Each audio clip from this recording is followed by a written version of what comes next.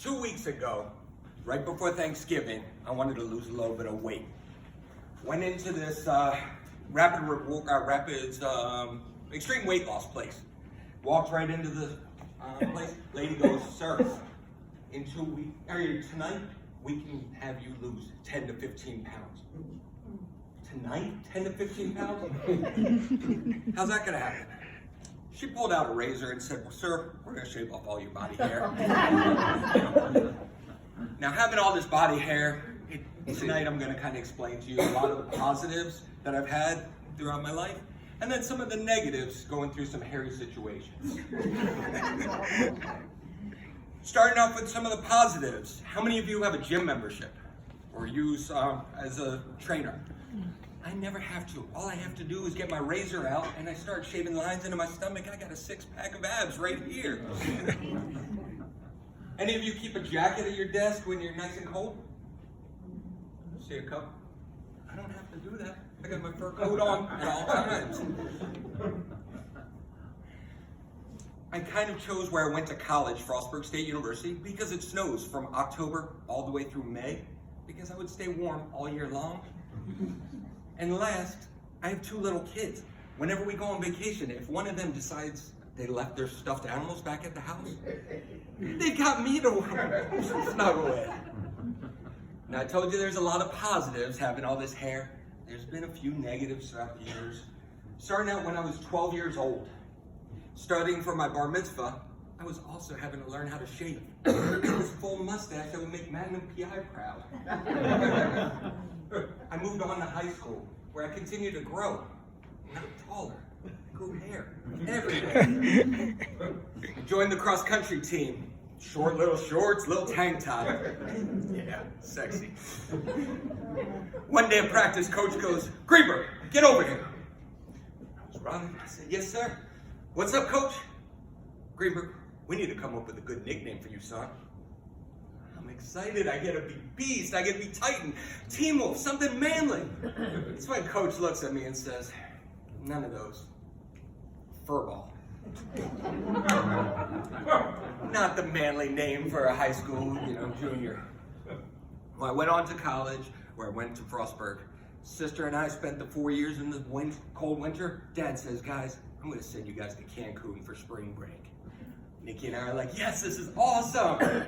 That's when my sister says, "Bryan, before we go to Cancun, we got to do something about your back."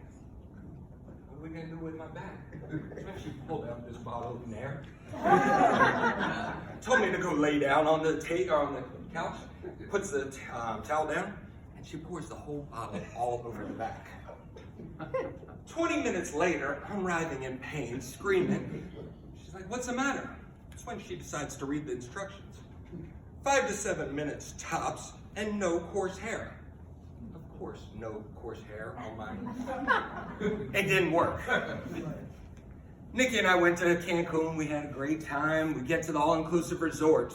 There's a beach over here. There's the nightclubs over here. And they have this big pool where they're playing tequila volleyball. And it's awesome.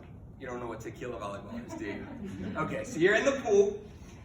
And when it's ready for your shot, you miss that ball, you miss your shot, that's when the girl comes around and gives you a shot of tequila. It's like, yes, this is it, perfect, sign me up. Take off the pants, I got my bathing suit on, take off the shirt, and I hop right in that pool. That's when the DJ gets on the PA system and says, sir, yeah? You can take your sweater off now." I thought I wanted just one shot, I wanted the whole dang bottle. Now, having all this hair, it comes out of not just like your arms and your legs, it comes out of some fun places, like the back of your neck, the ears, and, your nose. Yeah, disgusting. But one year I get this amazing gift from a friend. It's a nose hair trimmer. The greatest thing in the world. I was taking this bad boy everywhere. In the car, I'd be driving along, listening to music. All of a sudden, pull up to the stop sign. Take it out here. You never know when an emergency nose hair pops up. And you just chuck it in the back seat. And then a couple days later, I go to pick up my grandparents. That's when my grandfather sits up in the front seat and grandma steps in the back seat.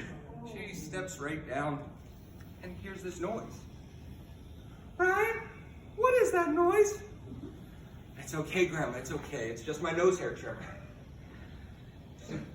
Oh, I thought it was a female toy. I thought I was embarrassed in Cancun. A few years later, I started dating my wife. We're watching this brand new show called Malcolm in the Middle, and Bryan Cranston's the father, and they're in the pilot episode. The family's all sitting at the kitchen table, and the dad's standing in his little tighty whities, reading the newspaper, drinking his coffee. The mother's standing right behind him with a razor and just shaving his back at the kitchen table. That's when I turn to my soon-to-be, or future wife, and I tell her, you know, honey, if you play your cards right, this could be your future. We've been married for 12 years, and a couple years ago, I wanted to kind of spice some things up with the marriage. I was gonna go get my back waxed, make it nice and shiny, just like the head of hair. Yes, I found a place. I go in there, and the lady says it'll be $30. Perfect, let's do this. So I hop in, she takes me down to the back room, $30, and she pours this hot wax all over my back. Yeah. She pours the strips down right on my back too, and she says, sir, this may hurt a little. She yanks that first strip.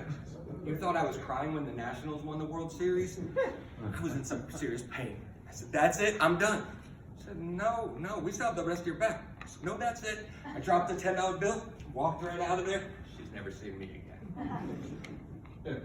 Now, in summation, I've learned basically the best way to get out of a good hairy situation is either with a good laugh or a good razor always works.